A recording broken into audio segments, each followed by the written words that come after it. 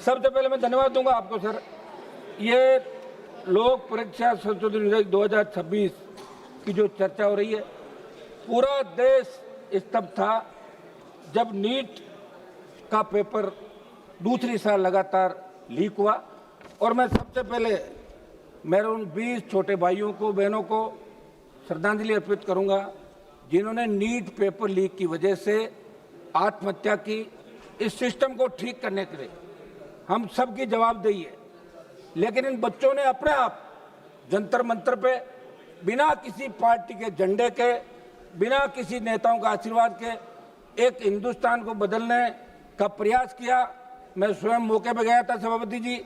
राजस्थान के अंदर भी बहुत से प्रदर्शन हुए और पेपर लीक की घटनाएं चाहे किसी भी सरकार के समय रही, चाहे किसी भी राज्य के अंदर रही, हम सबकी जिम्मेदारी बनती है कि पेपर लीक नहीं होने चाहिए।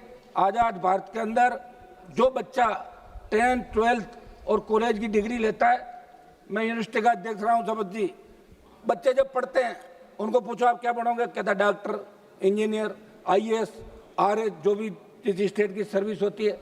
लेकिन दुर्भाग्य से उन बच्चों को पेपर लीक की घटनाओं का सामना करना पड़ रहा है। मैं उस प्रांत से आता हूं जहां सबसे ज्यादा पेपर लीक की घटनाएं राजस्थान के अंदर हो रही है, चाहे कांग्रेस की सरकार रही, उससे पहले चाहे बीजेपी की सरकार रही और अब चाहे सरकार रही। अब तो यह दुर्भाग्य है कि OMR सीट का जो घोटाला वहां पे हुआ है, वो यूपी की एक फर्म जिसको उत्तर प्रदेश के अंदर ब्लैक लिस्ट किया, वो पिछले 10 साल से लगातार पेपर लीक से भी ज्यादा OMR सीट के अंदर घोटाला घपला हो रहा है। पेपर लीक को तो पकड़ लोगे, उसको कैसे पकड़ोगे? ये राजस्थान के अंदर उस कंपनी को ठेका दिया जो उत्तर प्रदेश के अंदर ब्लैक लिस्ट थी। तो ये कौन दे रहा है, ये काम कौन कर रहा है, इसकी जांच भी होनी चाहिए। सभापति जी, नीट के आयोजन से पहले CBSE इसका करती थी, नेशनल टेस्टिंग एजेंसी को आपने दिया। इनके अधिकतर जो काम कर रहे हैं वो संविदा के अंदर। ये पेपर लीक होने के बाद जब नजर पड़ी तो देश के अंदर नीट के अलावा बहुत से ऐसे एग्जाम थे जिनके पेपर लीक हुए। UPSC पे बहुत बड़ा भरोसा देश का छात्र करता है, लेकिन अब तो लगता है अगर यही हालात बने रहे तो अगले पेपर लीक का अपन इंतजार करें कि UPSC का पेपर लीक कब हो। आप एक कानून लेके आए और निश्चित रूप से इस अवधि के अंदर अच्छा ये होता कि आपके मंत्रियों का डेलीगेशन जंतर मंतर जाता, बच्चों से बात करता और मैसेज आप देश के अंदर देते कि हम बच्चों के साथ है। बच्चे चाहे किसी भी पार्टी के हैं, बच्चे हमारे। और उसके अंदर आपने देखा होगा कि जब लाठीचार्ज हुआ और पैरामिलिट्री फोर्स और दिल्ली पुलिस के अधिकारियों ने हाथ खड़े कर दिए कि हम इन बच्चों को नहीं मारेंगे, तब आपकी सरकार ने सुध ली कि अब कुछ करना चाहिए, कहीं ऐसी स्थिति देश के अंदर नहीं हो जाए जैसी नेपाल के अंदर हुई थी।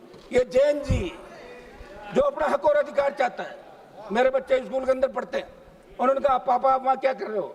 तो मैंने कहा बच्चों में तो जा ही रहा हूं कि पार्लियामेंट में चलने दो। मैं हमारी जो इंडिया अलायंस है, इन तमाम पार्टियों की इस बात का धन्यवाद दूंगा कि इसके अंदर इंडिया अलायंस की सारी पार्टियां एक साथ दिखी, विरोध किया और विरोध का ही परिणाम था कि सरकार तीसरी बार झुकी। किसान आंदोलन में भी आपने जिद की थी। 700 किसानों की शहादत के बाद आप लोग बेक हुए।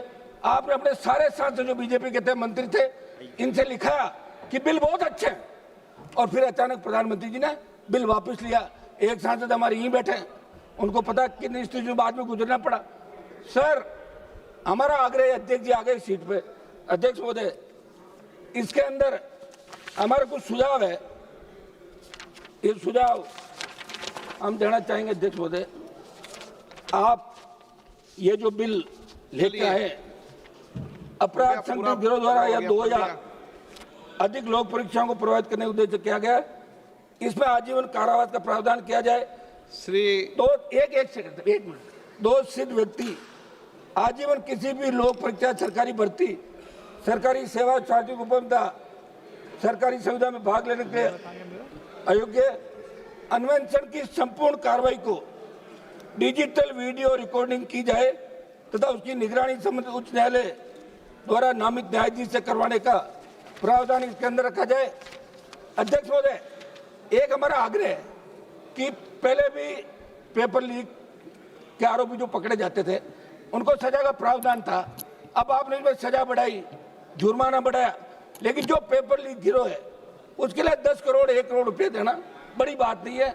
मेरा आग्रह है कि ये जिस तरह मुलजिम पे रखा जाए कि वो सिद्ध करे कि वो दोषी नहीं है, ये कानून के अंदर होना चाहिए। और हमारा एक आग्रह है, हमारे डीजीपी साहब बैठे हैं, नार्को टेस्ट और पॉलीग्राफ ये किसी मुलजिम का करना होता है तो कोर्ट तय करेगा कि नार्को टेस्ट होगा कि नहीं होगा।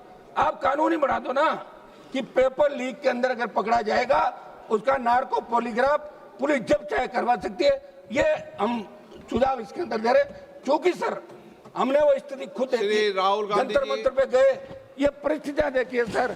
और राजस्थान वो प्रांत जहाँ सबसे ज्यादा पेपर लीक हो रहा है। अध्यक्ष जी आप भी वहां से आते हैं तो शुद्ध रहे आप राजस्थान की और पूरे देश की। मेरा आग्रह है कि हम इसमें पॉलिटिकल माइलेज के लिए नहीं घूम रहे। हमने कई लोगों को देखा जो पॉलिटिकल